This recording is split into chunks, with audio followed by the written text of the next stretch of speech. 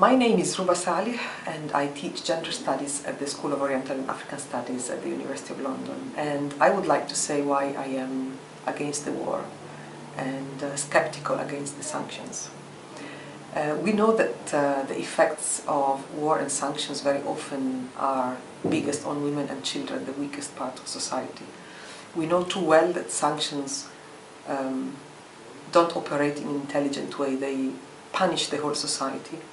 And it's always women who have to collect the pieces of collapsing economies, of humiliated men who don't have any more jobs, of whole societies which are pushed backward because of the sanctions. So sanctions are not selective, they punish, they are collective punishment very often.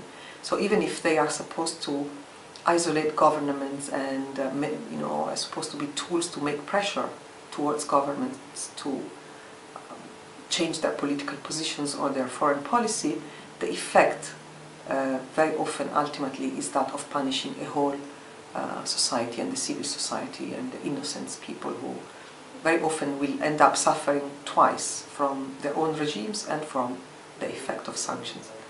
And we know all too well that wars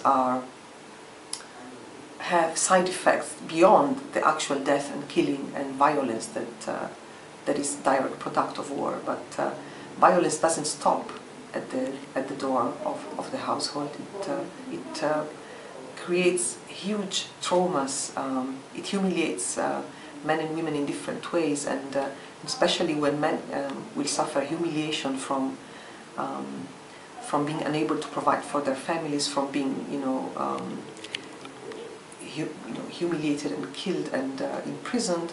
This will be ultimately, it will be women who ultimately will pay the price for that. It will be a violence that will be diffused within the domestic sphere, and we know all too well from other experiences that this is very likely to happen, that when war and sanctions are consistently applied for many years, violence increase, patriarchal structures increase, and ultimately this is what we don't want to happen.